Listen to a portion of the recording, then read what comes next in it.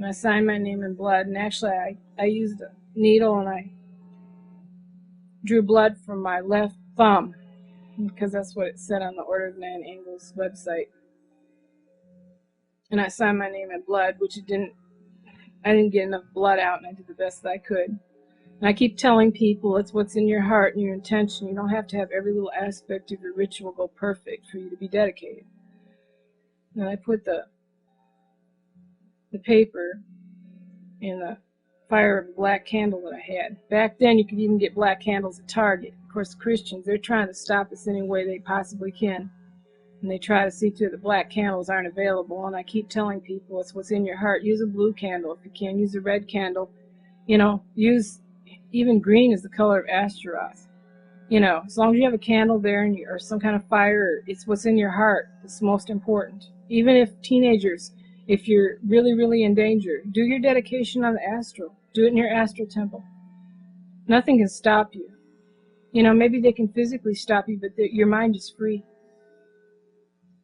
Anyway, demons, I started seeing demons shortly after that. And the demons that appeared to me, Byleth was one, and Fracus was another one. And they look so different because they look like their clothes were just thousands of years old, the style and stuff. I mean, it wasn't like anything I had seen ever in my lifetime, or even on TV. I mean, they're just like ancient. And they appeared to me and they're giving me advice. And I had contacts with demons. And in May, the following year, I remember I was at work one morning and it was real quiet. I used to work in an athletic club. And it was Sunday morning and there's nobody around. And I was about the only person in there. It was peaceful. And I felt Satan's love so strongly. And I was working on some stuff for him, printing some stuff out for him. They had a printer there. And he said to me, "Come and see me." And I was expecting to see a large black image with red eyes and horns that would send a chill down your spine. This is what I had been programmed to believe. And I saw him. And I was shocked because he was tall. He had real broad shoulders, light blonde hair, beautiful, piercing blue eyes. And they're shaped a bit differently than our human. And he had a long white robe down to the floor. And I mean, this just blew me away because I was so strongly expecting to see something else. I had always thought, oh, you know, the devil with the horns and this type of thing. And I've learned a lot of things on my own, and I've also learned over the years from the experiences of others. And we all help each other out in learning the truth. And that's why I have the e-groups. But Satanism has been so suppressed, and they're fighting every way they can, the enemy is, to keep Satanism suppressed so that they can control it. Millions of people were murdered, mass murdered and tortured to death. Even children as young as 2 years old were burnt in what they call witch houses during the Inquisition. Because those in power know that a spiritually strong father or mother that has their soul open to any certain extent is going to pass that down on the child. And that child's going to have more of a powerful soul. They've killed even babies. The Inquisition, the Catholic Church. The Catholic Church, all the Christian churches, like I mentioned before, Martin Luther and his Reformation only caused a split. It's still the same old garbage, only it's like in a different package, and it's still the same. The names and the faces change, but it's still the same thing. And it's a removal of spiritual knowledge. And it's a corruption. And they're the worst criminals on the face of this earth because they have control over everything, including the governments. Unbeknownst to many, they're all operating under the table.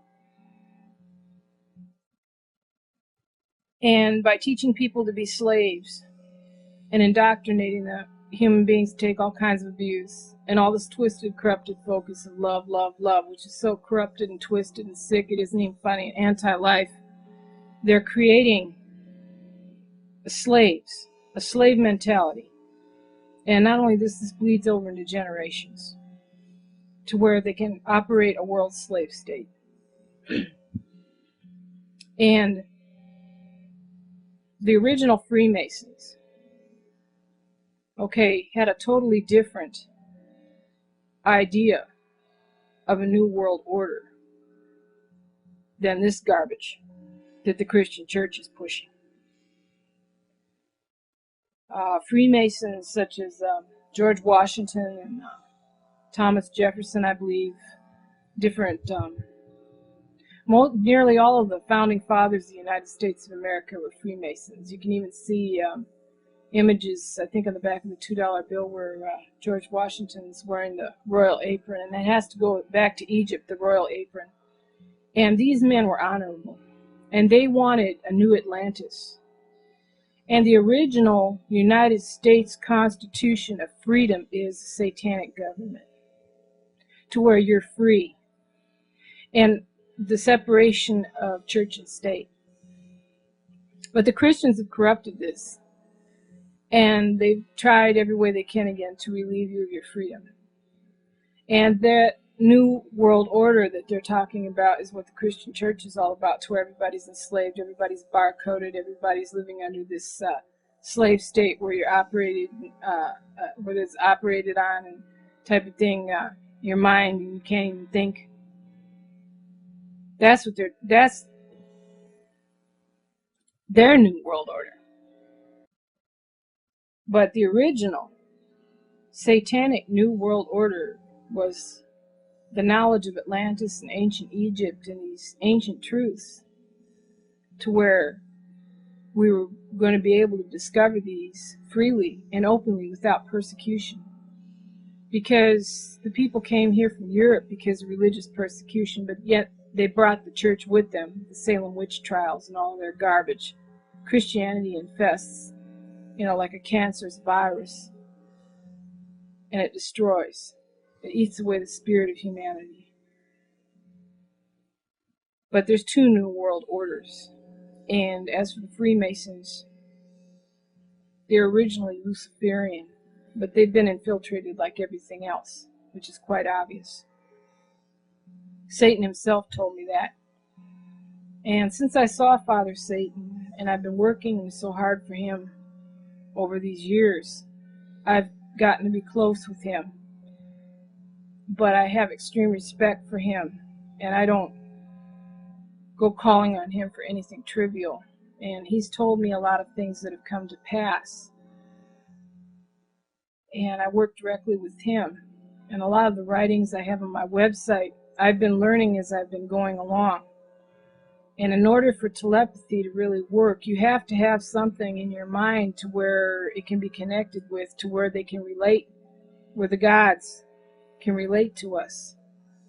Just like trying to explain rocket science to somebody that doesn't know anything about physics, you're not going to get very far. You have to study.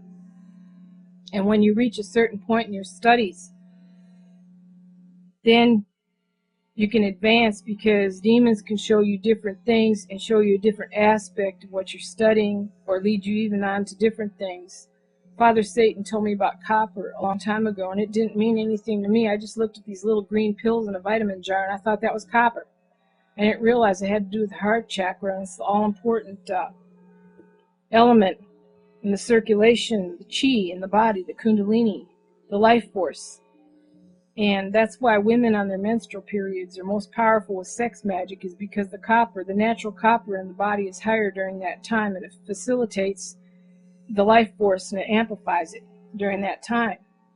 But I didn't know anything. He said copper to me. I'm like, I thought taking copper.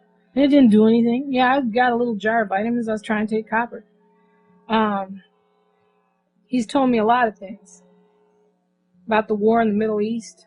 He told me March 2003, he told me the Americans will win, but they'll wish they hadn't. It's going to open up a can of worms. And it has. And he's told me a lot of other things that have come to pass.